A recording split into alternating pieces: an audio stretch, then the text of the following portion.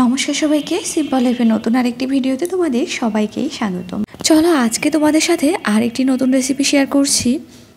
যাদের বাসায় বাচ্চা আছে আশা করি তাদের জন্য ভিডিওটা খুবই উপকারী হবে।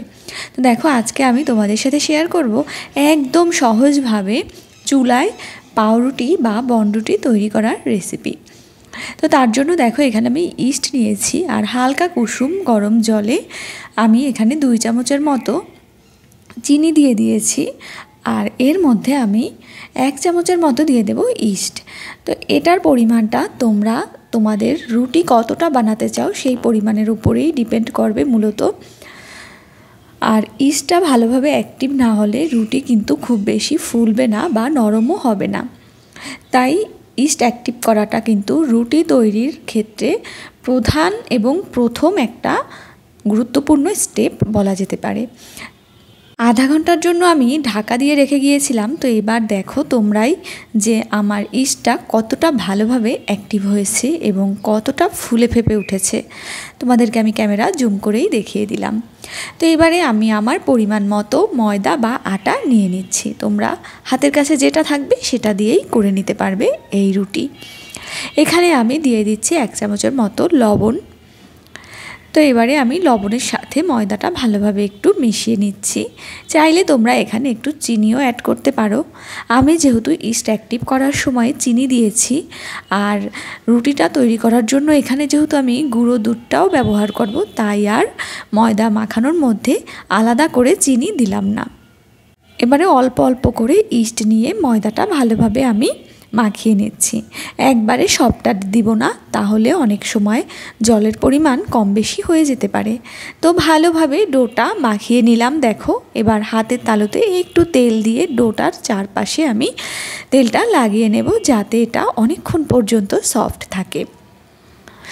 তো আমার কাছে মনে হলো যে এখানে আমার যে ডোটা এটা একটুখানি নরম হয়ে গিয়েছে, তাই আমি এর মধ্যে অফ ক্যামেরাতে আর সামান্য একটুখানি ময়দা দিয়ে ভালোভাবে এবার ডোটাকে তৈরি করে নিয়েছি। তো 1.5 ঘন্টার জন্য ঢাকা দিয়ে রেখে গিয়েছি। 1.5 ঘন্টা পরে এবার তোমাদের সাথে আমি শেয়ার করছি। দেখো হাতের তালুতে একটু তেল মাখিয়ে নেবে তোমরা। তো এবারে দেখো আমার যে ইস্ট আর ময়দার ডোটা সেটা কতটা ফুলে ফেপে উঠেছে। ইস্ট ভালোভাবে অ্যাক্টিভ করলে তবেই এই খামিরটা খুব ভালোভাবে ফুলে ওঠে।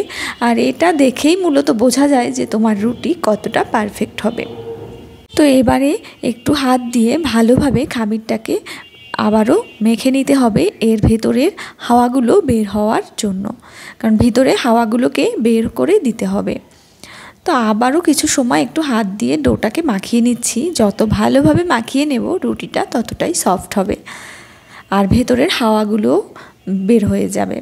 তো এবারে আমি একটা সিলভারের খোলা প্লেট নিয়েছি, তোমরা চাইলে এখানে স্টিলও নিতে পারো। এর মধ্যে এবারে আমি তেল ব্রাশ করে নিচ্ছি হাতের সাহায্যেই।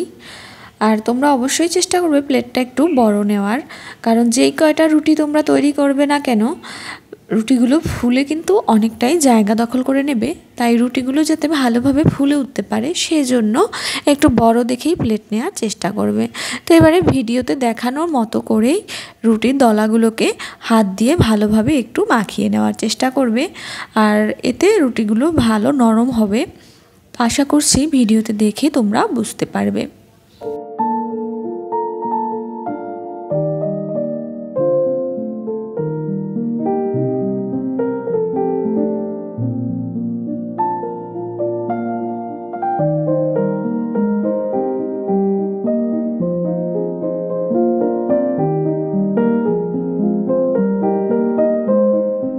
আমি মোট 5টা ছোট ছোট রুটি করব, আর সেই জন্য আমি এখানে খামিরটাকে 5টা ভাগে ভাগ করে নিয়েছি। আর সবগুলোই একই প্রসেসে এভাবে আমি করে নিয়েছি। তো এবারে দেখো আমি চুলায় একটা পাত্র বসিয়ে দিয়েছি সিলভারের, আর তার মধ্যে একটা স্ট্যান্ড দিয়ে আগে থেকেই 10 মিনিট প্রিহিট দিয়ে নিয়েছিলাম। তো এবারে আমি গুঁড়া দুধটাকে সামান্য একটু জলের সাথে মিশিয়ে চামচ দিয়ে রুটিগুলোর উপরে ব্রাশ করে নিচ্ছি। দেখো চাইলে তোমরা এখানে ডিমও ব্রাশ করে দিতে পারো। তো দেখো আমি 20 মিনিট পরে তোমাদেরকে ঢাকনা তুলে দেখিয়ে দিলাম রুটিগুলো কতটা ফুলে উঠেছে। তো এই পর্যায়ে আমি আরও খানিকটা গুঁড়ো দুধের যে লিকুইডটা তৈরি করেছিলাম সেটা আবারও ব্রাশ করে দিচ্ছি একটুখানি। এখানে তোমরা চাইলে ব্রাশের সাহায্যেও করে নিতে পারো, তো আমি চামচের উল্টো পাশটা দিয়েই করে নিচ্ছি। তো সবগুলোতেই আবার দুধটা ব্রাশ করে এবার আরও কিছু সময়ের জন্য ঢাকা দিয়ে রেখেছিলাম। তো এবারে 8-10 মিনিট পরে ঢাকাটা তুলে তোমাদেরকে আবারও দেখিয়ে দিলাম। এবারে কিন্তু রুটিগুলোতে দুই পাশটাতেই যাতে সমানভাবেই কালারটা আসে সেই জন্য একটু উল্টে দিচ্ছি।